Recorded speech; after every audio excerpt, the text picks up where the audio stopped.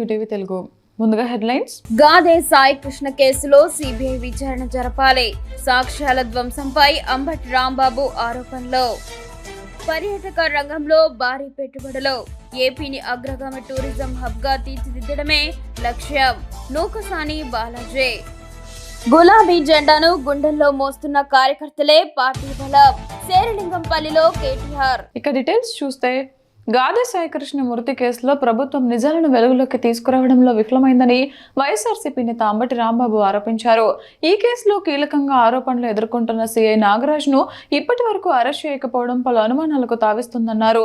ఘటనకు సంబంధించిన సీసీటీవీ ఫుటేజ్ను తొలగించారని, ఆధారాలను ధ్వంసం చేశారని సంబంధిత వర్గాలే చెబుతున్నాయని పేర్కొన్నారు.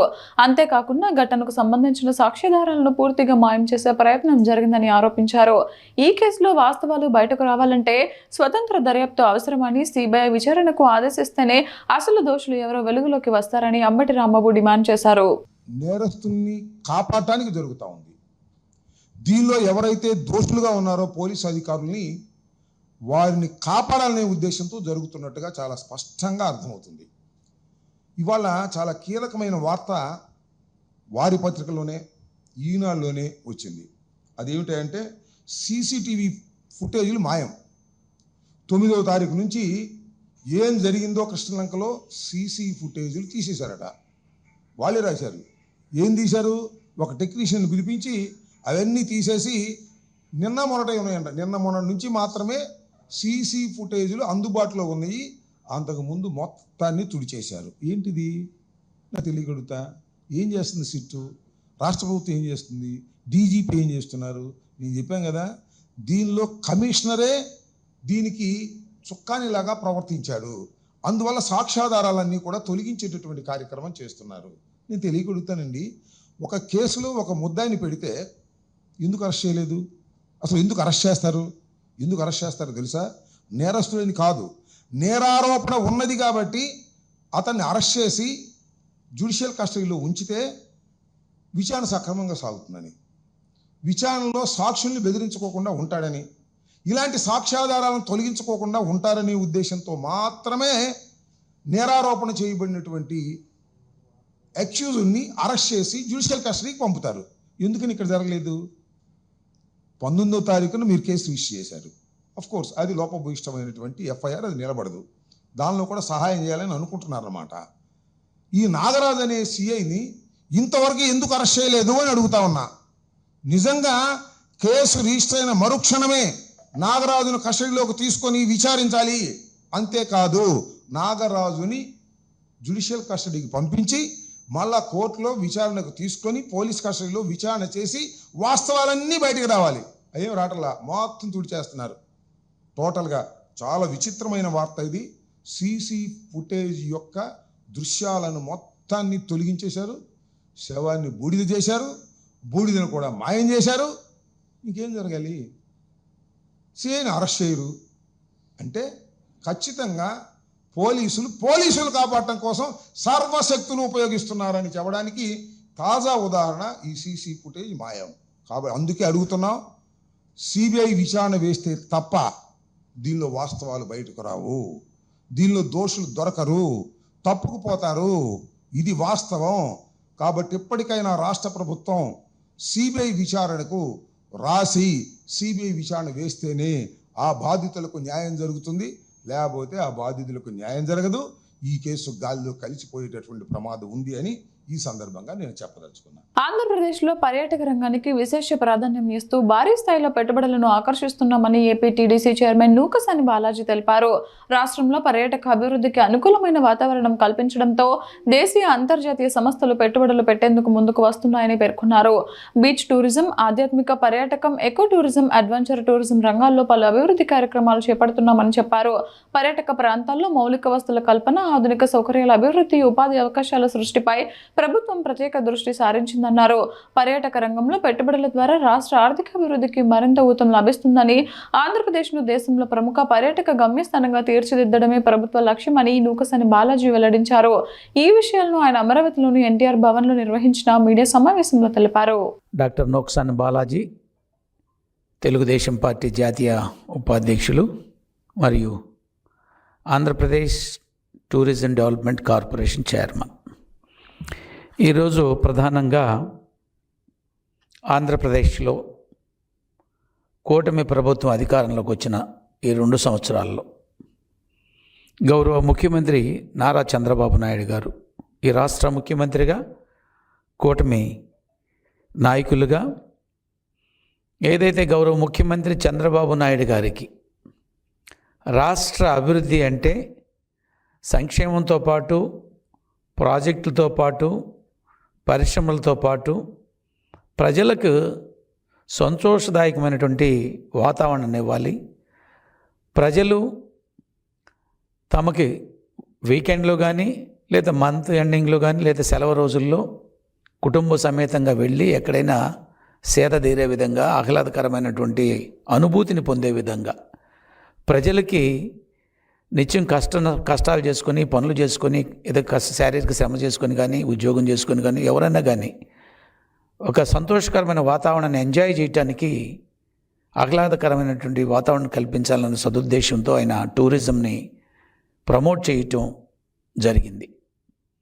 అందుకు ఈ రాష్ట్రంలో పెట్టుబడిదారులు ముందుకు వచ్చేదానికి, టూరిజం మీద ఇన్వెస్ట్ చేయటానికి ఓ టూరిజం పాలసీని కూడా 2024 సెప్టెంబర్ 27 తేదీన తీసుకురావడం జరిగింది.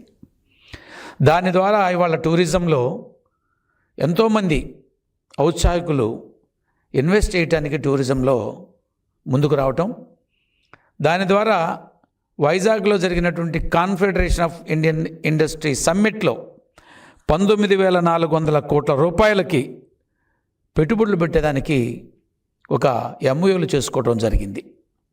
దాంతోపాటు ఇవాళ ఈ 19,400 కోట్ల రూపాయల పెట్టుబడులు తద్వారా 91,962 మందికి ఎంప్లాయ్మెంట్ జనరేషన్ అయ్యేటువంటి కార్యక్రమం.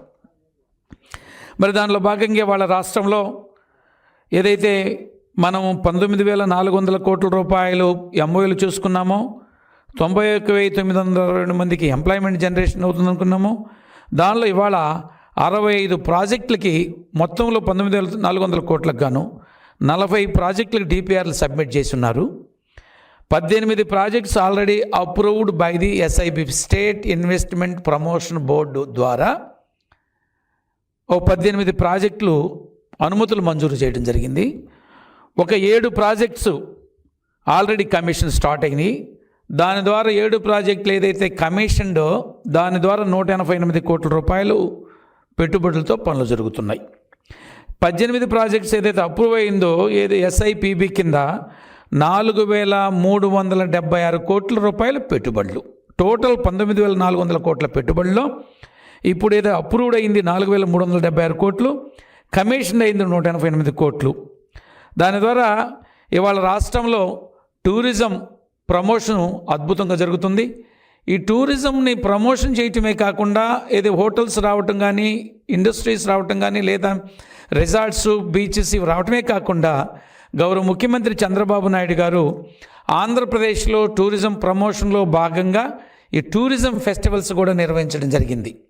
గతంలో ఇటీవల వైజాగ్ ఫెస్టివల్స్, అరకు ఫెస్టివల్స్, అదేవిధంగా అనకాల ఫన్ ఫెస్టివల్స్ అని ఒక 11 రోజులు అత్యద్భుతంగా జరగటం, ఆవకాయ ఫెస్టివల్స్ అని ఇక్కడ అమరావతిలో జరగటం, ఇవన్నీ కూడా ప్రజల్ని చైతన్యవంతులు చేయటం, ప్రజలకు కావాల్సినటువంటి దైనందిన జీవితంలో ఆహ్లాదకరమైన వాతావరణం అందించడానికి చంద్రబాబు నాయుడు గారు చేస్తున్న కృషిలో భాగమని మనం చెప్పాలి. కాకపోతే 1924 మధ్య ఏదైతే చంద్రబాబు నాయుడు ఉమ్మడి ఆంధ్రప్రదేశ్లో టూరిజం ప్రమోషన్ని, టూరిజం డెవలప్మెంట్ అంత ముందుకు తీసుకొచ్చారో, 1924 మధ్య వచ్చినటువంటి ఈ యొక్క రాక్షస ప్రభుత్వం ఏదైతే ఉందో, జగన్మోహన్ రెడ్డి గారి నాయకత్వంలో రాక్షస ప్రభుత్వం, అన్ని విధ్వంసాలే. ఆయన ప్రమాణం స్వీకారం చేసిన వెంటనే చేసినటువంటి గొప్ప కార్యక్రమం ఏంటంటే ప్రజావేదికని కూల్చేయటం. ప్రజావేదిక ద్వారా ప్రజలందరూ వచ్చి అక్కడ తమ విజ్ఞప్తుల్ని అందజేయటం కానీ, లేదా వివిధ ప్రభుత్వ కార్యక్రమాలు అక్కడ నిర్వహించుకున్నటువంటి అద్భుతమైన 10 కోట్ల రూపాయలతో అత్యంత అంటే ఆధునికంగా నిర్మించి అక్కడ వివిధ ప్రభుత్వ కార్యక్రమాలు నిర్వహించడానికి గౌరవ ముఖ్యమంత్రి చంద్రబాబు నాయుడు గారు నిర్మాణం చేస్తే, దాన్ని వచ్చిన వెంటనే ఏదో ఇంట్లో ఎలుకుందంటే ఆ ఎలుకను పారదోలాలి కానీ ఆ ఇంటికి నిప్పు పెట్టినట్టుగా తమకు నచ్చలేదు కాబట్టి అక్కడ ప్రజావేదిక ఉండటానికి లేదని దాన్ని ధ్వంసం చేసినటువంటి ఆనాటి నుంచి ధ్వంసం 19లో ముఖ్యమంత్రిగా ప్రమాణ స్వీకారం చేసి ప్రజావేదికలో మీటింగ్ పెట్టిన రోజు నుంచి స్టార్ట్ అయిన ధ్వంసం 24 దాకా అప్రహత్యఘటంగా జరిగిపోయినటువంటిది. ప్రజలు భయభ్రాంతులకు లోనయ్యారు. ప్రజాస్వామ్యం లేదు, రాజ్యాంగబద్ధంగా పరిపాలన లేదు, ప్రజాస్వామ్యం ఎన్నికలు జరగలేదు, లోకల్ బాడీ ఎన్నికల్లో దుర్మార్గమైన వైఖరి, ఇలా ఒక రాక్షసంగా ప్రవర్తిస్తూ ప్రజాస్వామ్యబద్ధంగా కాకుండా దానితో టూరిజంను కూడా సర్వనాశనం చేసినటువంటి పరిస్థితి. శేర్లింగంపల్లి నియోజకవర్గ బీఆర్ఎస్ కార్యకర్తల సమావేశంలో బీఆర్ఎస్ వర్కింగ్ ప్రెసిడెంట్ కేటీఆర్ మాట్లాడుతూ గులాబీ జెండాను గుండెల్లో మోస్తూ పార్టీకి కేసీఆర్కు అభిమానులుగా అండగా నిలుస్తున్న ప్రతి కార్యకర్తకు కృతజ్ఞతలు తెలిపారు.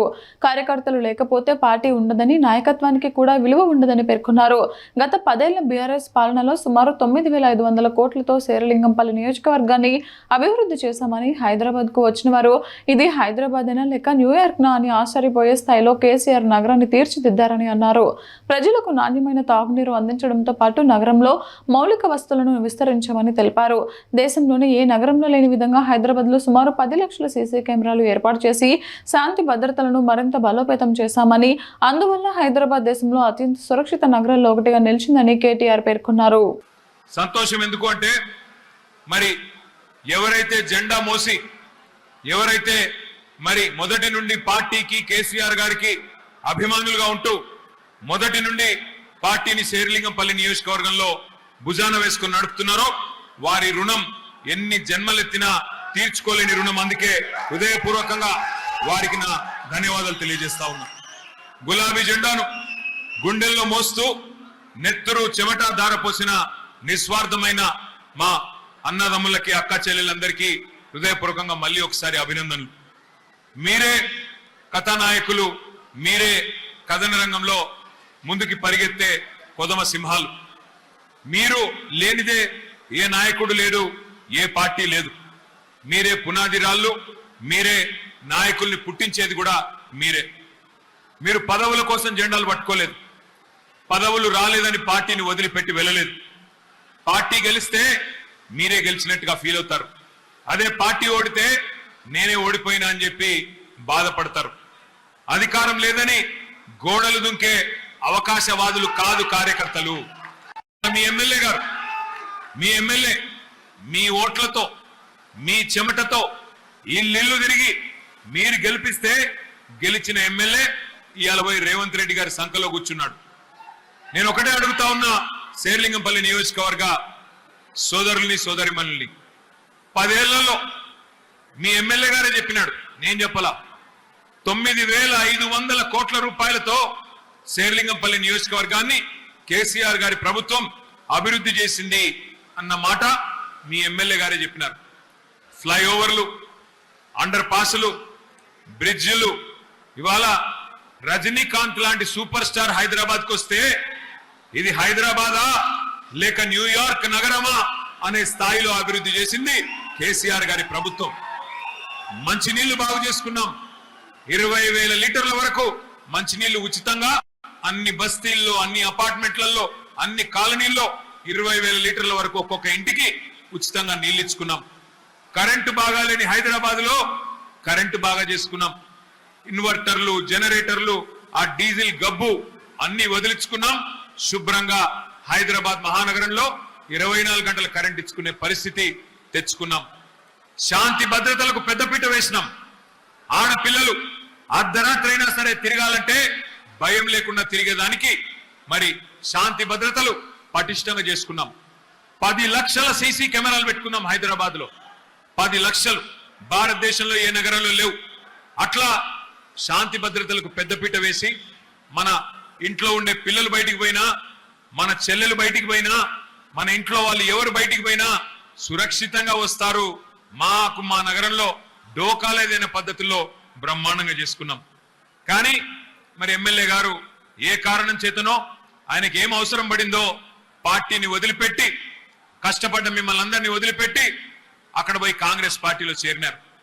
నేను మిమ్మల్ని ఒకటే అడుగుతా ఉన్నా, 9,500 కోట్ల రూపాయలతో అభివృద్ధి మనం చేస్తే 10 ఏళ్ల కాలంలో అంటే సంవత్సరానికి 1000 కోట్లు ఒక్క నియోజకవర్గానికి, శేర్లింగంపల్లి నియోజకవర్గానికి మన ప్రభుత్వం ఖర్చు పెట్టింది.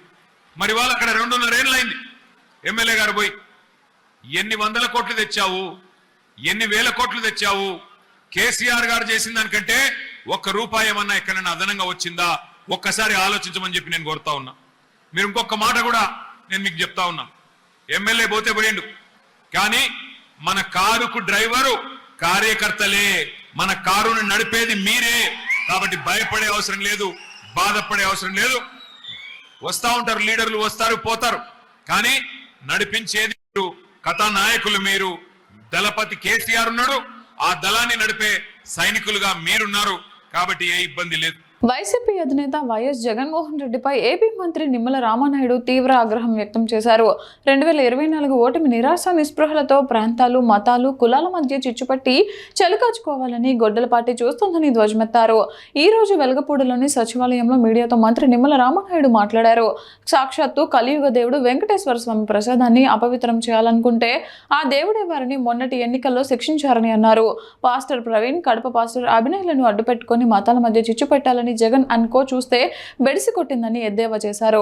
వైసీపీ కాపు నేతలను రెచ్చగొట్టి తప్పులు చేయించి జైలుకు పంపి రేపు బయటకు పోలేక జీవితాంతం జగన్ చుట్టూ ఉండేలా ఆయన అజెండా మాత్రమే అమలు చేసేలా పులివెందుల సంస్కృతిని ఏపీలో తీసుకువస్తున్నారని ఆగ్రహించారు. ఇప్పుడు కులాల వంతు వచ్చింది గొడ్డల పార్టీకి. మళ్ళీ ఆ కులాల్లో సంబంధించినటువంటి నాయకుల్ని రెచ్చగొట్టడం, వాళ్ళ చేత తప్పులు చేయించడం, వాళ్ళని జైలుకి పంపించడం, తద్వారా వాళ్ళందరినీ కూడా జీవితాంతం తన చుట్టూ తిప్పుకోవడం. ఇదే జగన్మోహన్ రెడ్డి పులివెందుల సంస్కృతికి నిదర్శనం. దానికి ఉదాహరణే శ్రీలక్ష్మి, ఒక మంచి తెలివైనటువంటి ఐఏఎస్ ఆఫీసర్. అటువంటి ఆఫీసర్ సైతం వీళ్ళ మాటలు విని తప్పులు చేసి జైలుకి పోయి కోర్టుల చుట్టూ తిరుగుతూ ఇప్పటికీ తప్పనిసరి స్థితిలో ఈవేళ ఆ జగన్మోహన్ రెడ్డి పంచనే ఆయన కోటరీలోనే ఈరోజు శ్రీలక్ష్మి ఉండవలసినటువంటి పరిస్థితి వచ్చింది అని అంటే, మొన్ననే మనం చూస్తాం అంబటి రాంబాబు, ఆయన చేత తిట్టిస్తారు, దాడులు చేయిస్తారు, జైలుకు పంపుతారు. జగన్మోహన్ రెడ్డిని వదిలి బయటికి వచ్చేటువంటి పరిస్థితి లేకుండా ఆయన్ని బందీగా చేసేటువంటి పరిస్థితి ఆ కేసుల ద్వారా, ఆ యొక్క జైలు జీవితం ద్వారా. మీ అందరికీ తెలుసు పేరుని కృష్ణమూర్తి అంటే ఒక గౌరవమైనటువంటి కుటుంబం వ్యక్తి పేరుని కృష్ణమూర్తి గారు అంటే. అటువంటి గౌరవప్రదమైనటువంటి కుటుంబంలోంచి వచ్చిన వ్యక్తి నాని. ఆయన చూసాం మనందరం కూడా, ఎప్పుడూ కూడా ఇంట్లోంచి బయటికి రానిటువంటి మహిళలు కూడా కేసుల్లో చిక్కుకునేటువంటి పరిస్థితి తెలివితేటలుగా జగన్మోహన్ రెడ్డి ఆ కుటుంబానికి కల్పించినటువంటి పరిస్థితి. ఇంకా జీవితాంతం జగన్మోహన్ రెడ్డికి ఆ పేరు నాని ఊడిగం చేయవలసిందే. అట్లా ఊడిగం చేయలేకపోతే తన చేతిలో ఉన్నటువంటి వాళ్ళ కేసుల చిట్ట ఈ జగన్మోహన్ రెడ్డి ఇప్పుతాడు. నేను కూడా చూశాను గుడివాడ అమర్నాథ్, అప్పుడు వాళ్ళ తండ్రి గురునాథరావు గారు, ఆయన కూడా ఒక మంత్రిగా చేశారు, ఒక ఎమ్మెల్యేగా. ఆయన కూడా ఒక మంచి గౌరవప్రదమైనటువంటి వ్యక్తిగానే ఆ రోజు ప్రజల్లో గుర్తింపు పొందినటువంటి వ్యక్తి. అటువంటి గౌరవ కుటుంబంలోంచి వచ్చిన వ్యక్తి అమర్నాథ్ని ఈరోజు ఏ రకంగా తయారు చేశారు జగన్మోహన్ రెడ్డి? నేతల్ని తిట్టించడం, బూతులు మాట్లాడించడం, అది కూడా సాటి కాపుల మీద దాడి చేయించడం, పవన్ కళ్యాణ్ గారిని తిట్టించడం. దానితో ఒక యువకుడు, అతని జీవితం కూడా ఒక విలన్ గా ఈరోజు రాష్ట్రంలో జగన్మోహన్ రెడ్డి మార్చేసినటువంటి పరిస్థితి. కాపు నేత కాకపోయినప్పటికీ కారుమూరి మా జిల్లా, ఆయన చేత కూడా తప్పులు చేయించాడు. నిన్న మొన్న జైలుకి వాళ్ళ అబ్బాయిని పంపించాడు. ఈయన కూడా రేపో మాపో వెళ్ళేటువంటి పరిస్థితి జగన్మోహన్ రెడ్డి కల్పించాడు. అంటే ఈవేళ ఆంధ్రప్రదేశ్ రాష్ట్ర చరిత్రలో మనం చూస్తే నేరస్తులను తయారు చేసేటువంటి కర్మాగారం ఇవాళ వైఎస్ఆర్సీపీ పార్టీ, నేతలను తయారు చేసేటువంటి కర్మాగారం తెలుగుదేశం పార్టీ. ఇవాళ వైఎస్ఆర్సీపీ కాపు నేతలను బూతు నేతలుగా, రోత నేతలుగా మార్చి వాళ్ళ జీవితాల్ని నాశనం చేస్తున్నటువంటి జగన్మోహన్ రెడ్డి యొక్క కబంధ హస్తాలు, ఆయన యొక్క వైఖరిని ఈవేళ గుర్తుపెట్టుకోమని తోటి కాపు సోదరులను కూడా మీ ద్వారా కూడా తెలియజేసుకుంటూ ఉన్నా. జగన్మోహన్ రెడ్డి కబంధ హస్తాల్లో ఉండి, ఆయన యొక్క ఫ్యాక్షన్ లో గానే ఉండి, ఆయన యొక్క పులివెందుల సంస్కృతిలో చిక్కుకున్నటువంటి మా తోటి సోదర కాపు నేతలు కొంత సమావేశం పెట్టి కాపుల గురించి మాట్లాడుతూ ఉంటే నిజంగా దెయ్యాలు వచ్చి వేదాలు వల్లించినట్టుగా ఉన్నటువంటి పరిస్థితి. ఆ రోజు ఏదైతే కాపులకి 5% మరి ఈడబ్ల్యూ రిజర్వేషన్ ఆ రోజు మరి చంద్రబాబు నాయుడు గారు EWS economically weaker sections 5% reservation ఆ రోజు చంద్రబాబు నాయుడు గారు ఇస్తే దాన్ని ఏకపక్షంగా 2019లో జగన్మోహన్ రెడ్డి అసెంబ్లీ సాక్షిగా రద్దు చేస్తే కొత్తగా మీరు రిజర్వేషన్లు ఇవ్వాల్సల్లా ఉచ్చనిటువంటి రిజర్వేషన్లు కూడా రద్దు చేస్తే ఆ రోజు ఎందుకు మీ నోర్లు మోగబోయాయి? ఎందుకు మీరు వెళ్ళి తాడేపల్లి రాజప్రసాదం తలుపులు కొట్టి అడగలేదు? ఎందుకు ఆ రోజు మీరు మీటింగులు పెట్టుకోలేకపోయారు? అంటే చంప ఏమన్నా చెల్లుమనిపిస్తారని ఏదైనా భయపడ్డారా ఏంటి? మాకు అర్థం కానిటువంటి పరిస్థితి. ఎందుకంటే రిజర్వేషన్లు కాపులకి అనేది ఈరోజు కాదు, దగ్గర 30-40 సంవత్సరాల నుంచి వాళ్ళు అడుగుతున్నటువంటి కళ. బ్రిటిష్ వారి కాలం నుంచి కూడా కాపులకు రిజర్వేషన్లు ఉంటే దాన్ని నీలం సంజయ్ రెడ్డి వచ్చి రద్దు చేశాడు. తర్వాత దళిత బిడ్డ దామోదర సంజయ్ వచ్చి మళ్ళీ కాపులకి రిజర్వేషన్లు ఇస్తే తర్వాత వచ్చినటువంటి కాసు బ్రహ్మానందరెడ్డి ఆ రిజర్వేషన్ రద్దు చేశాడు.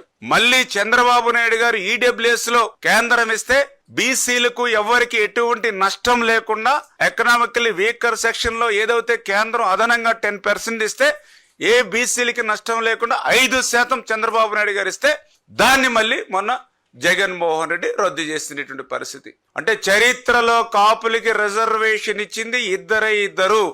ఒకటి దళిత బిడ్డ దామోదర సంజీవయ్య, రెండవది నారా చంద్రబాబు నాయుడు గారు. విజయవాడలో గాదే సాయి కృష్ణమూర్తి కేసులో ప్రభుత్వం పోలీసులు వ్యవహరిస్తున్న తీరుపై వైఎస్ఆర్సీపీ అధికార ప్రతినిధి వంగవీటి నరేంద్ర తీవ్ర ఆందోళన వ్యక్తం చేశారు.